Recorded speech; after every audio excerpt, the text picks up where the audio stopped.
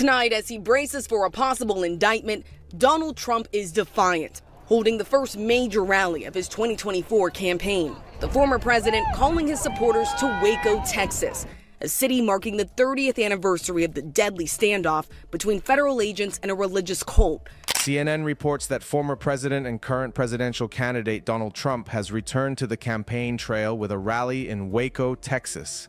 The speech he delivered was filled with many false claims, many of which he has made before. Trump also launched unconfirmed attacks on the honesty of various criminal investigations into his conduct, including the Manhattan District Attorney's investigation into hush money payments made to an adult film star. He accused the investigators of careful prosecutorial misconduct but failed to provide any evidence to support these claims. During the rally, Trump repeated several misleading statements and absolute lies. Despite the fact checks that have exposed these claims, he continues to spread them to his supporters. CNN's fact checkers have closely examined Trump's statements and found that many are either misleading or entirely false. Despite these findings, Trump's ability to draw large crowds and maintain a dedicated following shows that his message still echoes with a significant portion of the people entitled to vote. When I left office, inflation was almost nothing. How about this guy going around saying it was 9%? No, it was 9% when he didn't enter. About 14 months after he got in. The rally in Waco marks a significant moment in Trump's campaign as he ramps up efforts to secure the Republican nomination for the 2024 presidential election. His continued influence within the party and among his supporters highlights the enduring impact of his political brand. As Trump continues to campaign, the accuracy of his claims and the legitimacy of his accusations will remain under intense investigation from both the media and the public. They're good at keeping borders open. They're good at no voter ID. Why don't they want voter ID? Think of it. 88% of the Democrats want voter ID, but not the leadership. Would you like to run for the Senate? And I will fight like hell for you, I tell you. Where's Matt Gaetz? I heard his speech. Oh, Matt, look at Matt. Boy, he laid it out there, didn't he? I said, I was watching, and I said, maybe he's gotten a little too far. And then I realized, no, he hasn't. That's really, he's given some very good facts, and people like it. That's why he wins his district by a tremendous amount. Well, they weaponized him, too. They weaponized him. They made up phony charges, and he went through 2 years of hell. DNC, the Democrat Party, I don't even know if you know this. And he said, I want to work for free. He's a bad guy, known as a bad guy. I want to work for free to get Trump. And they bring him into the office. He becomes the head prosecutor. Then you had another one similar.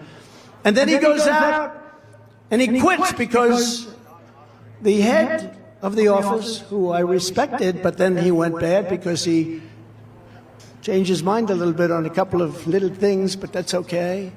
But he was under a great deal of pressure. Now I understand that he's made up his mind and he agrees with his original feeling that we did nothing wrong. A book. And the book is published during the case ongoing. And I will say this, he has been absolutely killed by the media, even the fake news media back there, a lot of them I see. What do you think of that, Mr. Lieutenant Governor? You think that's fair? Sounds like a fair system. It's a rigged system. Like we had a rigged election, we have a rigged system. In his speech, Donald Trump criticized Democrats for opposing voter ID laws, claiming they do so because they want to cheat in elections. He also attacked Republican leaders like Mitch McConnell, calling for tougher actions. Trump praised Marjorie Taylor Greene and Matt Gaetz for their strong stances, despite controversies they faced. He accused prosecutors in his legal cases of bias, alleging they were pressured to pursue baseless charges against him. Trump highlighted resignations of prosecutors who believed he was treated unfairly, claiming political motives drove his legal troubles. He also criticized media coverage and alleged bias in the justice system. Justice will only be done when we have thrown this repulsive political class the hell out of office. We have to get them out. In 2016, I declared, I am your voice. And now I say to you again tonight, I am your warrior. I am your justice. And I took a lot of heat for this one, but I only mean it in the proper way. For those who have been wronged and betrayed, of which there are many people out there that have been wronged and betrayed, I am your retribution. We will take care of it. In his speech, Donald Trump called for sweeping out the current political leaders, accusing them of betraying and harming the nation. He positioned himself as a champion of justice and retribution for those he claims have been wronged. Trump claiming, "I am your warrior, I am your justice," in front of thousands of people who are cheering for Donald Trump. You could take the 5 worst presidents in American history and put them all together, and they would not have done the damage that Joe Biden has done to our nation in just 2.5 short years. What they've done to our nation, just think of it, what they've done to our nation. The stakes of this election could not be more clear. Trump sharply criticized Joe Biden, claiming Biden has caused more damage to the country in his short time in office than any past presidents combined. Either the deep state destroys America or we destroy the deep state. That's the way it's got to be. We're at a very pivotal point in our country. Either we descend into a lawless abyss of open borders, rampant killings.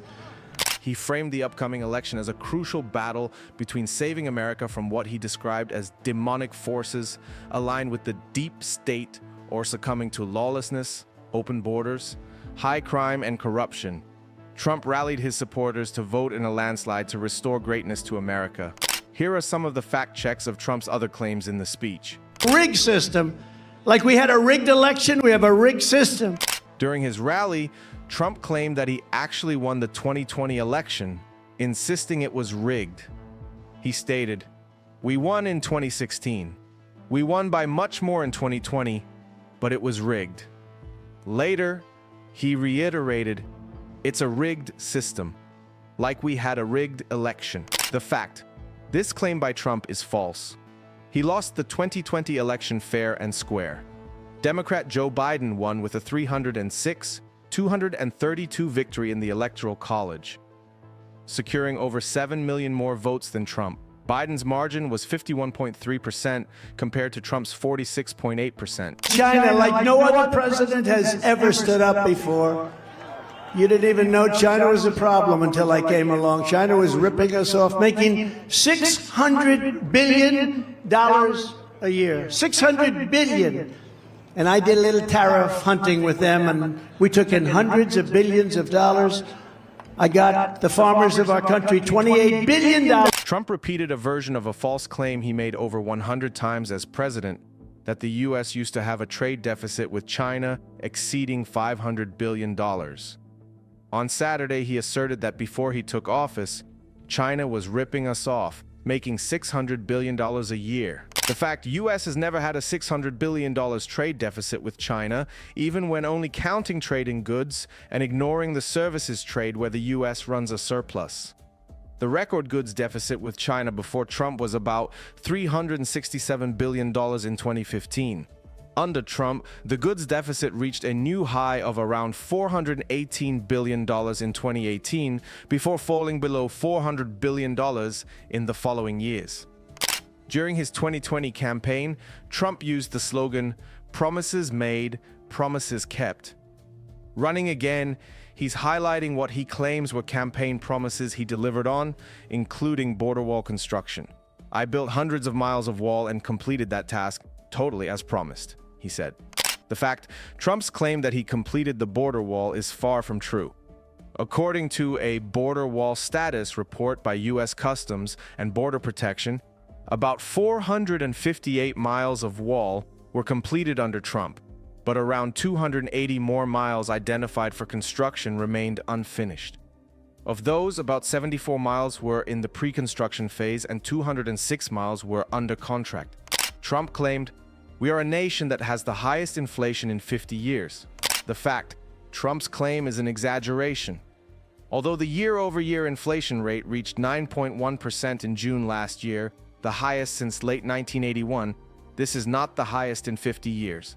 The highest in the past 50 years was 14.8% in early 1980. More importantly, inflation has been decreasing for 8 consecutive months, down to 6% in February 2023. I ended the pipeline. I gave them hundreds and hundreds of javelins, whereas Obama gave them pillows. Maybe they got them from Mike Lindell. Did they buy it from you? Mike, I hope they didn't. You'll be under investigation tomorrow. No, they gave him pillows and sheets. I gave them javelins. And then they said, and you saw what those javelins did to their tanks. That wasn't pretty. Trump also claimed that while he provided lethal assistance to Ukraine, the Obama administration merely gave Ukraine pillows and sheets. The fact. While it's true the Obama administration didn't provide weapons to Ukraine, it did provide over $600 million in security assistance between 2014 and 2016, including counter-artillery radars, armored Humvees, tactical drones, night vision devices, and medical supplies. Other people run for office. I mean, Mike Bloomberg spent $2.5 billion. He never got past the first question, right? So, but I do it again. Trump mockingly referenced Michael Bloomberg's 2020 presidential campaign, saying, I mean, Mike Bloomberg spent $2.5 billion. He never got past the first debate question. The fact Trump's $2.5 billion figure is an exaggeration. Bloomberg spent just over $1 billion on his campaign. I promised to move the embassy to Jerusalem, and I got it built. Not only did I do that, I got it built for a fraction of the cost and a fraction of the time.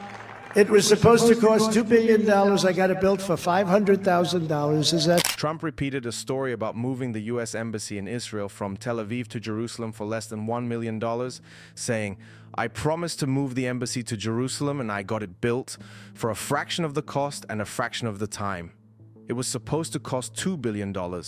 I got it built for $500,000. The fact, the State Department awarded a $21.2 million contract in 2018 for compound security upgrades related to Trump's decision to turn an existing U.S. diplomatic facility in Jerusalem into an embassy. The initial modification that allowed the building to open as an embassy cost just under $400,000, but this was not the final total cost, as Trump has often implied. Can you state categorically? You are fake news. Sir, go ahead. Can you state categorically that nobody... No. I hope it was an incorrect report. When was the last time you heard from him? I don't want to say. Yeah. In his public addresses and on social media, Donald Trump has also consistently criticized various media outlets, accusing them of biased reporting and unfair coverage. His claims often center on what he notices as a concerted effort by the media to weaken his presidency and political agenda. Trump's claims of media bias have ranged from labeling certain outlets as fake news and incorrect report, to accusing journalists of intentionally twisting facts to suit their own agendas. These criticisms have significant suggestions for public awareness and understanding of political issues. By casting doubt on the authority of mainstream media, Trump has effectively separated public opinion, with supporters echoing his doubt and opponents questioning his attacks on press freedom. This division has contributed to a broader destruction of trust in traditional media sources, as well as an increased trust on one-sided or other sources of information. Also, Trump's reviews of media bias have shaped the narrative around key political issues. His supporters often view mainstream media coverage of his administration through a lens of disbelief, dismissing unfavorable reports as politically motivated attacks. Conversely, critics argue that Trump's attacks on the media serve to grant sincere inspection and accountability. Trump's frequent criticisms of media bias highlight broader challenges in maintaining transparency and accountability in public discourse. By analyzing the media's role and impact, it becomes evident how these changing aspects influence public understanding and engagement with political issues, ultimately shaping the landscape of democratic address in the United States. Let us know your views in the comments below. If you like this video, hit the subscribe button and press the bell icon so you are notified as soon as we upload our next video. Thanks for watching. Thanks.